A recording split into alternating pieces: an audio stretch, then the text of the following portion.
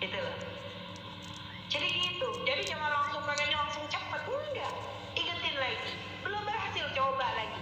Coba lagi dengan cara yang berbeda. Coba lagi terus begitu. Ngajak kebaikan tuh begitu. Nggak bosan-bosannya. Biasanya Allah tuh kita berikan hidayah. Bosan tidak terduga. Kita nggak ngerti. Kita mengajak orang kepada kebaikan. Ada pahalanya di hadapan Allah Subhanahu wa Ta'ala. Ngajak sekali pahala. Ngajak 2 kali pahala lagi. Ngajak 3 kali pahala lagi terus. Loh, kalau udah pahala terus ngapain kita pusing? Ketika yang diajak menerima, alhamdulillah pahalanya lebih banyak. Ketika yang diajak menolak, pahalanya gede karena hawa nafsu kita tuh protes. Kurang ajar. Kasih tahu, harus dikasih tahu kan gitu. Soalnya tuh emosi. Kalau yang kebaikan nggak diterima emosi, tapi ternyata nggak kapok. Lo kan berarti pahala kita lebih gede lagi. Masya Allah ya. Nabi itu kan nggak ada bosan-bosannya. Ngajak lagi. Abu Jahal tuh kurang ajar kayak apa? Kalau kita ngomongin orang kurang ajar zaman sekarang, nggak ada yang ngalahin Abu Jahal tuh. Abu Jahal tuh paling kurang ajarnya makhluk hidup. Jahat banget sama Nabi kita tuh. Nggak ada bosan-bosannya nyakitin Nabi tuh. Jadi pura-pura nanya nanti ke Nabi, Muhammad dapat wahyu apa? Kayak aku pengen kepo gitu, pengen tahu. Kirain mau dapat hidayah. Nabi ngasih tahu lagi, hari ini wahyunya begini. Udah giliran Nabi ngomong, emang kamu orang gila. Padahal dia ngapalin, dia senang dengan bacaan Al-Quran. Karena pernah waktu Nabi baca Al-Quran, mungkin si Abu Jahal. Mungkin dia, demen dia. Cuma gengsinya itu loh, sombongnya itu loh, bikin hidayah gak nyampe. Nanti kapan hari lagi nanya lagi, Muhammad, wahyunya apa lagi hari ini? Dijelasin lagi. Jadi perbedaannya, setiap dia bertanya kepada Nabi, pengen nyari celah nyakitin Nabi. Giliran Nabi, setiap Abu Jahal bertanya, berharapnya hari ini dia dapat hidayah dia. Beda pandang sudut orang ahli surga dengan ahli neraka. Orang ahli neraka itu selalu berharap yang buruk untuk kita, tapi ahli surga selalu berharap kebaikan untuk orang lain. Gitu. Jadi Nabi setiap gak bosan-bosan, makanya tahu. Habis itu ngaji lagi, gila kamu. Memang ahli sihir kamu, memang penipu kamu, terus begitu. Gak bosan-bosan Nabi bu. Kalau kita kan sekali digituin, berikutnya udah semua lagi takut kok. Paling nanti bilang juga, paling dia nipu lagi, paling dia tuh cuma basa-basi. Karena kita belum belajar kabarnya Nabi Muhammad SAW. Jadi jangan pernah berhenti berharap kebaikan orang lain. Jangan pernah berhenti. Sekeras apapun hati seseorang, kalau Allah takdirkan dia dapat hidayah, ya betul. Dan kadang Allah bisa memberikan hidayah dengan jalan yang tidak terduga. Ada orang bisa dapat hidayah gara-gara melihat anak kecil. Ada orang dapat hidayah hanya karena melihat tetesan air. Jadi macam-macam memang. Melihat air menetes terus-terusan, dapat hidayah. Melihat kok jeglong batu, dapat hidayah, bisa. Jadi begitu. Nah, baik-baik benda yang dimuliakan Allah. Jadi kajian kita ini ya, kita di Umi kemarin di Ar-Rahman ada menjelaskan tentang fikih. Babnya itu tentang masalah uzurnya sholat. Tapi Umi ada ketinggalan penjelasan. Makanya ibu-ibu jangan milih Ar-Rahman. Cuma Ar-Rahman, gak boleh kesini, gak ada, sama. Sana sini aja ikut, ya Rahman ikut, Bahrain ikut. Karena kajiannya nyambung. Kami nggak akan membedakan. Nggak di sini bab, di sini hanya tambahannya kalau di Bahrain ada hadrah basaudan. Kalau di Ar-Rahman nggak ada, hanya fikih aja. Nah, jadi ibu ikuti semuanya ya. Nah, kemarin kami tuh nyebutin uzurnya orang sholat itu ada 2. Sebenarnya dalam kitab lain disebutkan 3. Tapi kayaknya yang paling penting ini 2 ini. Pertama apa? Uzur karena tidur, uzur karena lupa. Tuh ya, uzur. Nah, yang harus dipahami, Umi kemarin kurang penjelasannya. Uzur di sini bukan maknanya dia nggak wajib sholat, bukan. Uzur di sini kewajiban sholat tetap berlaku, hanya saja ketika dia tidak melakukan sholat karena uzur tadi, dia tidak dosa, tapi tetap wajib dia melakukan sholat walaupun waktunya sudah keluar, gitu loh Bu. Jadi sudah keluar waktunya, namanya qadha. Mengqadha sholat, mengganti sholat yang tertinggal itu hukumnya wajib. Cuma qadha itu ada 2 model. Ada orang mengqadha sholat dosa, orang yang main-main urusan sholat, gampang lah nanti diqadha aja sholat.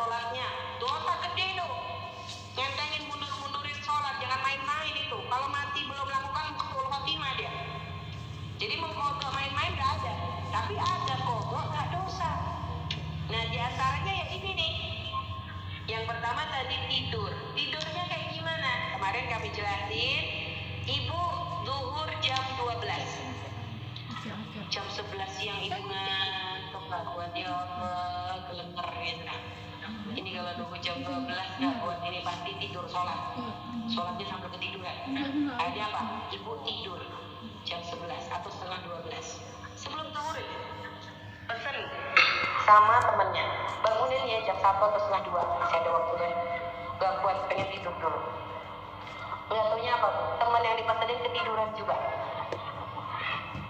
Ibu tadi juga udah antisipasi sebenarnya, udah hidupin alarm. Ternyata alarmnya belum kepencet. Karena saking ngantuknya, bahkan udah mencet ternyata ketiduran.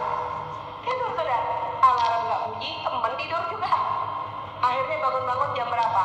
Jam 3. Sudah azan asar pikir masih azan zuhur. Tenang ya.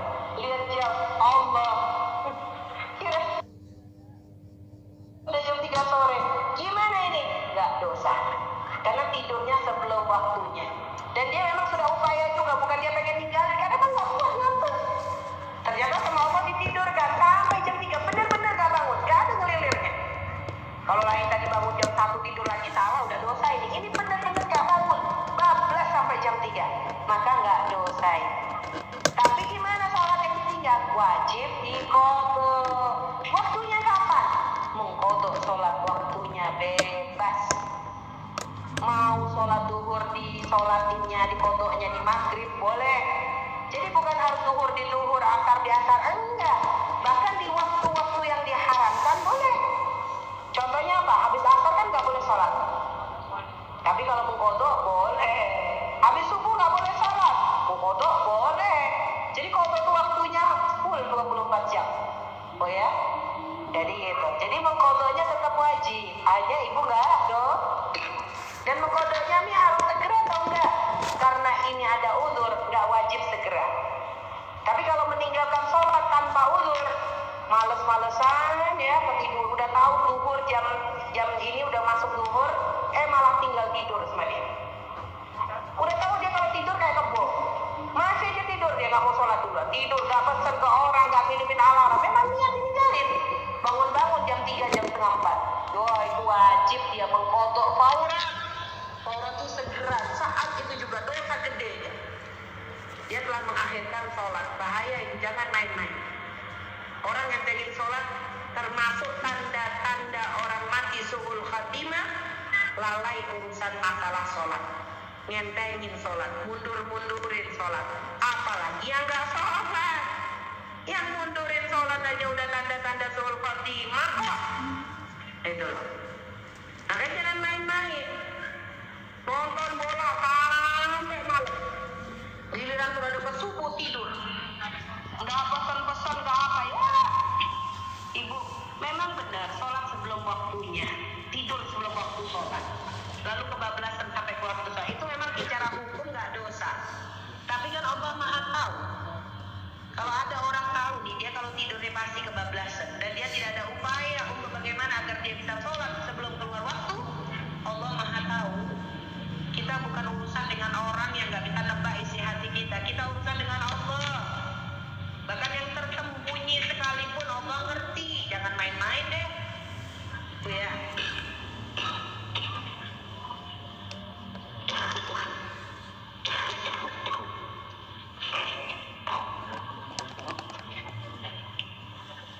Ya Allah.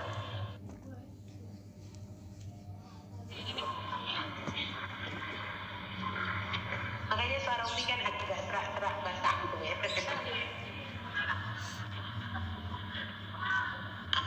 Alhamdulillah. Baik Ibu ya. Insya Allah bukan COVID. Ibu tidak lewat ya. Baik para ibu yang dimuliakan Allah Subhanahu Wa Taala. Jadi gitu ya.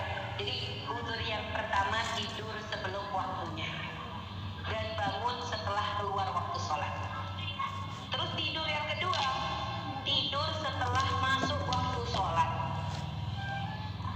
Tapi dia udah antisipasi. Contohnya jam 12 tuh zuhur. Udah masuk nih azan, Allahu Akbar. Namanya orang ngantuk itu kan nggak bisa ditahan kan? muat dia udah geleng-geleng. Ini kalau sholat pasti bacaannya salah semua. Pernah nggak ngerasain ngantuk gitu? Nggak kuat, badan tuh sampai kayak lemes. Ya, kita udah gak fokus.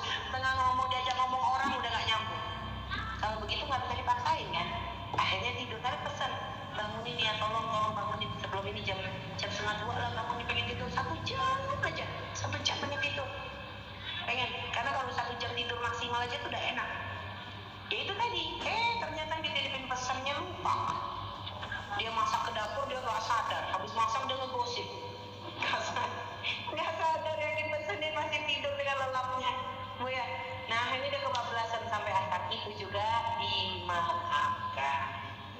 Tapi kita tetap wajib gak dosanya. Karena emang di luar kesadarannya dia. Di luar kemampuan. Yang jelas dia sudah berupaya.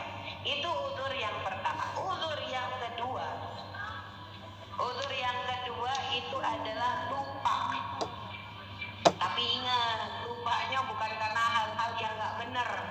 Gara-gara nonton bola lupa sholat, ya dosa itu. Jadi lupanya itu gara-gara hal baik. Contohnya ibu baca Quran, mencoba memahami Quran sama tafsirnya, gak sadar dari sebelum zuhur sampai asar. Misalnya kalau ada apa dari mulai asar udah ibu sholat asar, ibu baca buku sejarah Nabi. Misal sih, walaupun gak mungkin, ya. Misal, ini ibu gak sadar sampai maghrib masuk, sampai maghrib keluar, gak sadar ibu asiknya, ya. Setelah sadar azan. Azan apa? Ya salam, azan Isya. Zuhurnya ya maghribnya lupa karena saking asiknya tadi dengan baca Quran misalnya, dengan hal-hal baik lah, dengan hal-hal baik.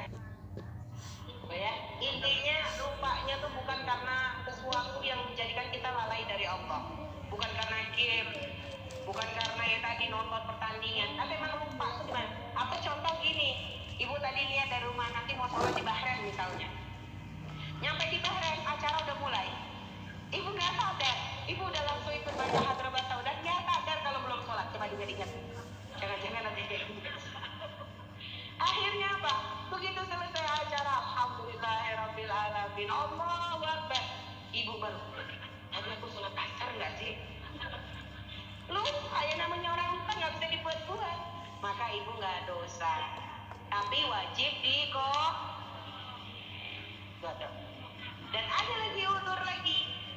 Yang ketiga nih, ini tapi jarang, tapi termasuk uzur juga. Apa? Karena menjamak itu kan mendahulukan sholat atau mengakhirkan sholat. Contoh ibu niat jamak takhir. Di perjalanan di maghrib. Pengen nanti di rest area ibu nanti berhenti sholat untuk sekalian maghrib sama isya. Ya bu ya. Anggap dari Cirebon berangkat setelah sholat asar, di perjalanan maghrib ibu langsung niat, saya niat jamak takhir maghrib ke waktu isya, niatnya nanti berhenti di rest area. Gak taunya mau berhenti di rest area yang terakhir, hujan deras. Wah ibu keluar nih kehujanan, basah semua nih, nyari tempat lain gak enak ini sudah. Atau ternyata mau berhenti banyak laki-laki, sehingga akhirnya ibu gak ada kesempatan nih. Ibu mau berhenti sebenarnya gak bisa. Ya udah, akhirnya apa? Udah kadung niat jamak takhir maghrib di waktu isya, akhirnya kok nyari tempat gak ketemu. Akhirnya udahlah pulang aja deh, nyampe ke rumah anggap jam 11 malam atau jam 10 malam. Ibu belum sholat maghrib, belum sholat isya, tapi udah nyampe rumah. Berarti sudah gak boleh jamak takhir aslinya kan? Nah, ini namanya qadha bila itim. Ibu juga boleh mengqadha dan ibu nggak dosa. Karena kondisi ini ya gak disengaja. Tadi niatnya kan jamak takhir di jalan, tapi ternyata kondisi menjadikan ibu nggak bisa sholat di jalan. Ibu sampai nyampe rumah, ternyata ya belum sempat sholat maghrib dengan isya, maka ibu nggak dosa. Emangnya boleh nih jamak takhir? Kita misalnya kan perkiraan kita nih isya udah nyampe di rumah. Berarti kalau misalnya saya sholat isyanya di jalan, sampai di rumah diulang lagi nggak isyanya? Ya. Ibu misalnya tadi maghrib dia jamak takhir, gak tahu di rest area berapa ibu berhenti, ibu maghrib 3 rakaat, isya 2 rakaat. Nyampe di Bogor jam 10 malam. Masih ada nggak waktu isya? Perlu ngulang lagi?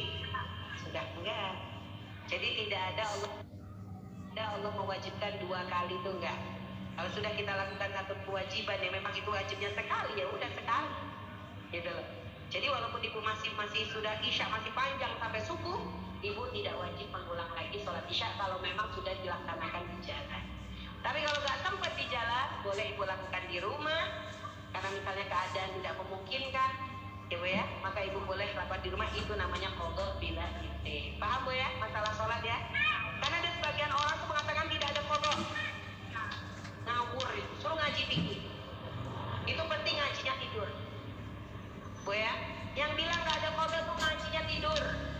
Ada qadha, gimana kita punya hutang sama Allah kagak bayar? Gitu loh. Jadi tidak ada namanya sholat boleh ditinggal dalam keadaan apapun. Tidak ada. Ada memang di dalam kitab fikih lain udzur sholat tuh ikrah, al-ikrah. Ikrah itu apa? Pemaksaan. Contoh seseorang dimasukkan dalam penjara, dipaksa nggak boleh sholat. Kalau kamu sholat dibunuh. Tapi itu pun tetap ditentang oleh ulama. Seandainya dia memang dilarang seperti itu, sholat tetap tidak gugur. Sholatlah dia semampunya. Kalau dia nggak bisa sholat sempurna, segerakan sholatnya dengan isyarat. Namanya sholat di hormatil waktu. Dia nggak bisa wudhu, dia nggak bisa tayamum, tetap sholat dalam keadaan dia tidak bersuci.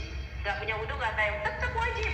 Sholatlah dengan keadaan bajunya najis semua, sholatlah dengan baju najis. Kalau memang nggak punya cintai. Jadi tetap sholat, tapi karena syarat-syaratnya tidak terpenuhi, namanya sholat di hormatil waktu. Untuk hormat waktu. Kayak kita tuh lapar, ya Allah izin ya Roh, belum bisa sholat sekarang. Keadaannya nggak memungkinkan, syarat-syaratnya belum terpenuhi. Nah itu baru nanti kita ulang di qadha sholat kita. Yang sholat tadi yang nggak sempurna syaratnya, itu kita ulangi lagi. Ya Bu ya. Jadi nggak ada bahasa orang boleh tinggalin sholat dalam keadaan apapun, dalam keadaan sehat.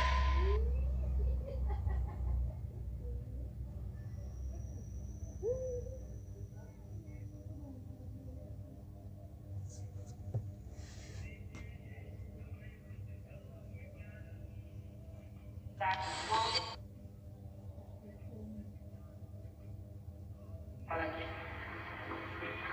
make upnya ketebelan 2 cm, mikir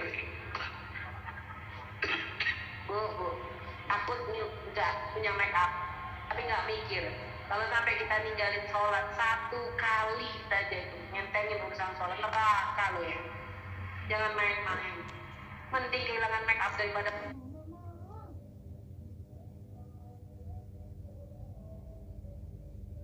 kita kehilangan.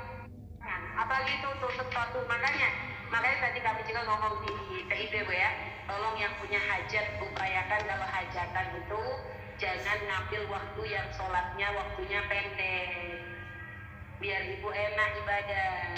Itu dipikirin banget. Nggak apa-apa tapi waktunya gimana, nggak umum. Nggak apa-apa nggak umum, kita bikin yang nggak umum nanti jadi umum sendiri. Bikin sesuatu yang beda. Orang lain ngadakannya habis asar, habis zuhur, nggak, kita pagi. Atau gue enakan pagi sih, masih fresh.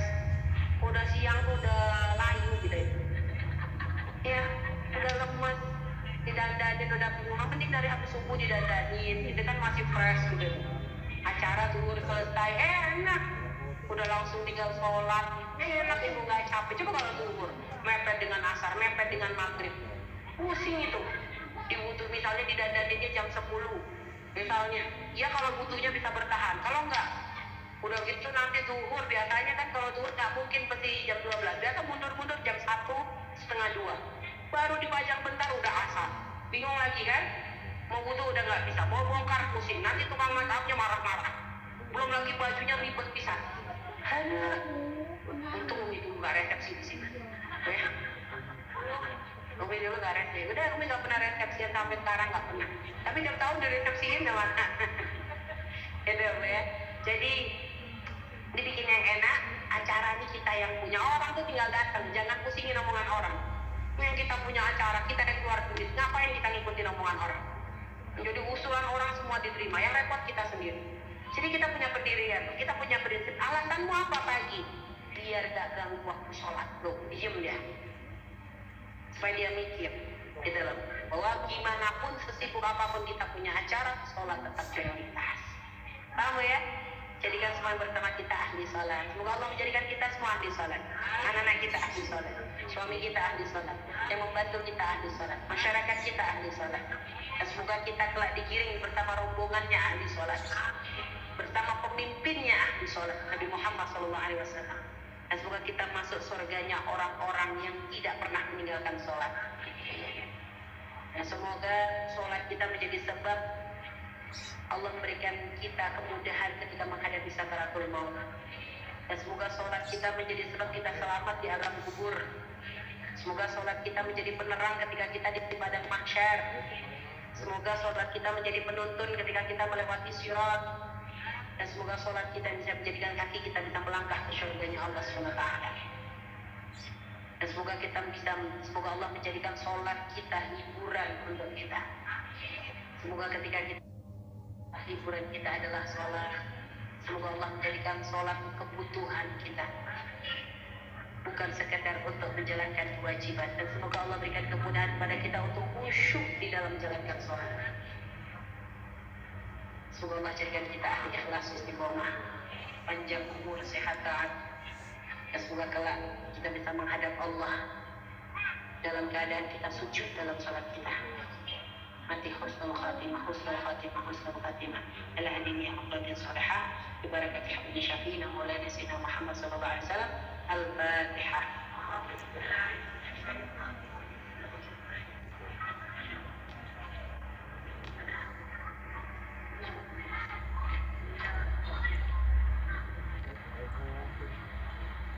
Baik Para Ibu, dan insya Allah pertemuan berikutnya kita bahas bagaimana cara agar bisa khusyuk dalam sholat. Ya, pertemuan kita berikutnya insya Allah.